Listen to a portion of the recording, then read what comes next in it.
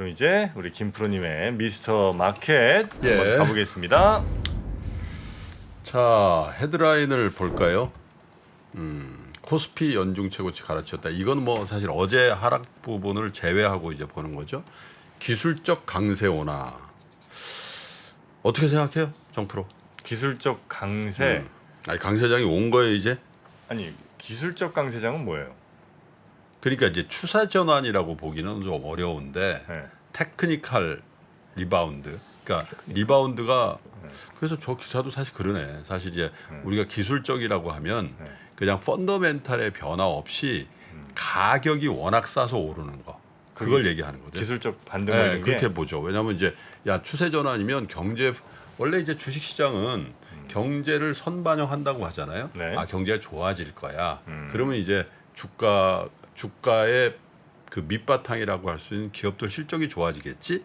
이런 전망을 가지고 투자를 하는 거예요. 왜냐하면 기업을 사는 거잖아요. 우리가 네. 지수를 사는 게 아니라 기업을 사는 사람들이 많이 모이면 그 지수가 올라가는 거 아니에요. 네, 네. 그래서 이제 기술적 강세장이라는 표현에 담긴 함의는 어떤 이 기업들의 실적이 추세적으로 좋아지는 국면에서 나오는 진강세.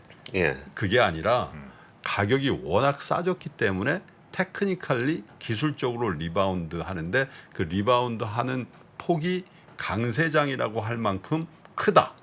이런 의미인 것 같아요. 그죠. 근데 기술적 반등이라는 표현을 쓰는데 기술적 강세라는 표현을 자주 이제 쓰진 이건 않죠. 이제 반등을 넘어선 그래서 이제 저런 함의가 있는 것 같은데 이미 기술적 반등은 상당히 일어났죠. 예. 그죠? 뭐 그렇죠. 예. 그래서 2,600포인트를 넘나드는 그런 장이 근데 돼버렸습니다. 이게 왜 기술적이라고 원래 다 전 세계 기술적으로 쓰는 건가 이게? 아, 그건 그렇게 아, 써요. 그래요? 예. 근데 싸서 반등. 그러니까 기술적 분석 예. 이런 말은 좀 들어보죠. 차트 그러니까 이제 분석하고 그런 거 할 때. 테크니컬리, 예, 예. 펀더멘탈리 이렇게 이제 대변할 수 있는 건데. 그래요? 예. 그래서 어쨌든 이게 직전 저점보다 20% 정도가 오른 거예요. 예를 들면 차트를 한번 좀 보여주시면 지금 현재 주가가 2,582.23이잖아요. 근데 장중에 연중 최고치였던 2,582.23을 경신한 상황인데 이게 작년 9월 30일 날 종가가 2,155.49였습니다. 2,155.49. 네. 근데 저는 이 기사를 보면서 야 작년 저점이 11월 12월 아니었나 이렇게 생각을 했는데 이미 9월 30일 날 종가 기준으로 그러니까 3분기 말에 이미 저점을 찍었다라는 거예요. 그러니까 사실 그때부터 반등이 미미했으나 그죠 있었다라는 얘기고 아까 그 차트를 제가 왜 보여달라고 한번 보여주세요. 그 반등을 이끈 건 뭐냐? 지금 요즘에 개인 매수세가 엄청 들어온다고 막 그러잖아요. 예. 근데 사실은 올해 외국인 월별 순매수, 저희 코스피 기준입니다. 월별 순매수 현황을 보면은 어휴. 1월에 6조 3,700억. 물론 이제 2, 3월, 4월은 아직 뭐 상반월밖에 안 끝난 거니까. 그러면 저 물량을 누가 팔았냐? 대부분 개인이 판 거란 말이에요. 예. 저게. 그래서 일부 코스닥 뭐 이 종목군이라든지 테마군별로 개인의 순매수가 쏠려 있는 상황이긴 하지만 전체적으로 코스피 반등의 테크니컬한 리바운드든 그게 테크니컬한 강세장이든 이끈 건 외국인 매수사 이렇게 보셔야 되죠. 그리고 이제 코스피 기준으로 최근 1개월 주요 업종별 수익률 저건 이제 코스피 코스닥 합산이네요. 화학, 디스플레이, 에너지, IT, 가전, 기계. 우리는 생각하건데 저 화학이라는 게 2차 전지잖아요. 예, 예. 저거 일방으로 달린 거라고 생각하잖아요. 근데 통계를 보시면 디스플레이가 12% 올랐습니다. 저건 완전 소외주라고 생각하잖아요, 사실. 근데 그 기간 동안에 물론 1개월입니다. 근데 디스플레이가 OLED라든지 뭐 이런 데 호재가 있었죠. 그다음에 에너지, 유가가 반등하면서 에너지도 올랐고 그다음에 물론 에너지에는 일부 이제 2차 전지 관련성도 있겠죠. IT, 가전, 기계. 그러니까 굉장히 많은 종목군에서 리바운드가 굉장히 강하게 일어났다. 1개월이니까요. 예. 그래서 일종의 이제 코스피 코스닥을 합쳐서 본 자료마저도 사실 우리의 생각과는 좀 다른 착시가 좀 있지 않냐 이런 얘기인데 제가 이제 드리고 싶은 말씀이 이런 거예요. 뭐냐면 2155.49 9월 30일 종가하고 1월 첫 거래일, 둘째 거래일까지도 우리는 어떤 현상을 봤냐면 제가 그런 용어 썼잖아요. 아, 많은 분들이 이제 주식을 고만하시고 헤어질 결심을 하고 떠나시네요. 그러면서 저 매도도 저게 그냥 샀다 팔았다 하는 매매가 아니라 이제 절연하는 매매일 가능성이 많아 보입니다.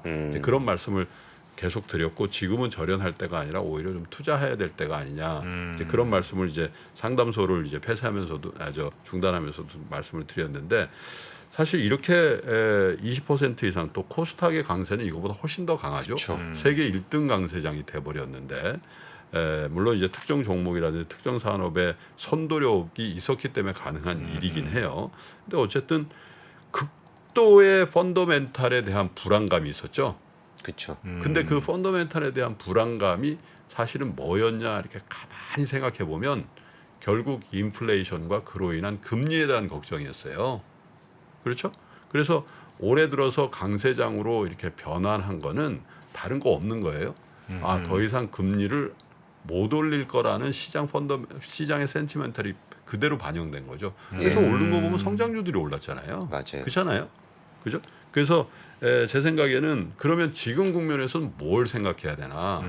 그래서 이제 아마 기사들이 이런 게 굉장히 많이 나올 겁니다. 슬슬 채비하는 오늘도 보니까 CMA가 는다는 거예요. 그러니까 일단 넣어놨다가 이제 조금 조정받으면 들어와야 돼.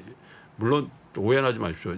이제 피크 치고 약세장으로 전환한다는 말씀 드리려고 하는 게 아니라 우리가 작년 4분기에는 우리 그 채팅창을 지배했던 게 뭐냐면 약세장 예. 그리고 장이 거의 끝난다 혹은 소멸한다 그리고 거의 그런 공포감 그런 컨텐츠에 대한 엄청난 열광이 있었어요. 맞아요. 기억나시잖아요. 예.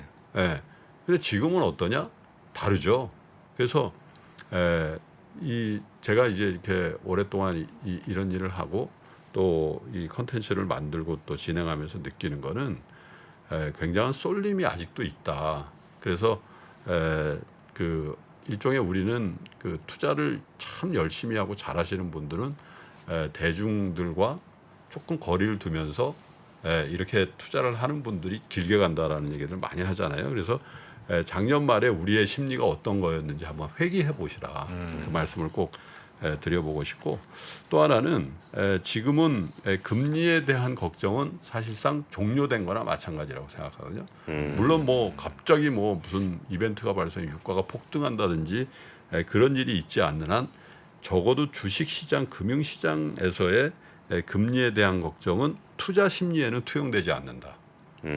그래서 연준의 스탠스에 따라서 출렁출렁 할 수는 있겠으나 지금 우리의 시각은 어디로 가 있어야 되냐면 하반기 이후에 경기 상황에 가 있어야 되거든요.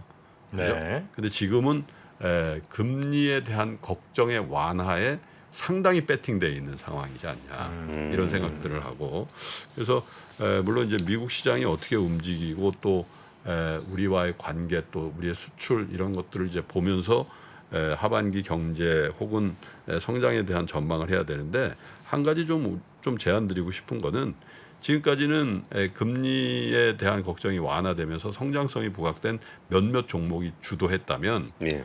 지금부터 주도할 수 있는 종목은 뭘까 생각해 보면 우리가 수출 지표가 1년 내내 안 좋았잖아요. 그럼 수출이 조금 이제 회복됩니다. 예. 그렇게 좀 회복될 수 있겠죠. 그 회복됐을 때의 수출을 선도하는 업종. 여기 기사에도 그런 얘기가 나왔는데 그래서 그거는 동의할 만한 것 같아요. 수출이 최악의 국면에서 벗어나는 걸 확인하면은 그 벗어나는데 강하게 기여하는 업종이나 이런 부분들에 대해서 우리가 좀 관심을 가지고 보면 되지 않을까 이렇게 생각을 해요. 그리고 그 종목 플러스 알파를 꼽자면 그동안의 수출 부진 기간 동안에도 선전했던 업종들. 왜냐하면 그런 것들은 지금 펀더멘탈이 나빠진 회사들이 아니거든요. 그렇겠죠. 예. 그렇죠? 이제 그런 회사들에 대해서 조금씩 더 관심을 가져주시면 어떨까 이제 그런 생각이 나고 그래서 아까 이제 차트에도 화학 디스플레이 에너지 정보기술 기계 이렇게 비교적 평탄하게 고른 상승세를 보이잖아요. 저 얘기는 뭐냐면 기술적인 반등이었다라는 얘기일 수도 있어요. 그죠? 왜냐하면 전반적으로 다 오른 분이 물론 이제 금융이라든지 일부 업종은 소외를 받았으나 그래서 지금은 만약에 기술적인 강세라면 순환한다라고 보셔야 되죠. 그래서 그 한 3개월, 6개월 동안의 어떤 선도력보다는 최근 한 달 동안의 선도력을 조금 더 관심 있게 보시면서 매매를 좀 하셨으면 좋겠다 그런 생각이 좀 들었습니다. 네. 자. 그러면 오늘 뉴스삼 그리고 미스터마켓 요 정도로 정리하고요. 우리 권 팀장님은 내일 뵐까요? 예, 내일 뵙겠습니다. 네, 고생 많으셨습니다. 고맙습니다. 예, 감사합니다. 시간이 흘러도 변하지 않는 여러 가지 원칙과 사고 체계는 존재하거든요. 대가들의 사고 체계, 투자 기법이 아니라 생각의 방법. 그런 거를 분해를 해서 재구성을 해서 하나의 어떤 틀로 조합을 하는 과정이 필요한 것 같다. 라쿤 자산운용 홍진채 대표의 거인의 어깨에 19년간 초과 수익을 달성한 그가 어떻게 주식 대가들의 투자법을 활용했는지 이 책에서 최초로 공개합니다. 대가들의 검증된 투자법을 여러분의 눈으로 직접 확인하시죠.